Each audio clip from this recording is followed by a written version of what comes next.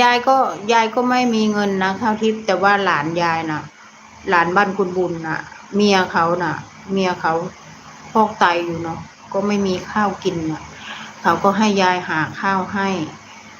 หาหาซื้อข้าวเปลือกให้แถวบ้านนี่เลยค่ะยายก็ได้ข้าวเปลือก4 กระสอบเขาไม่มีเงินยายก็ออกเงินให้เขา1,000 บาท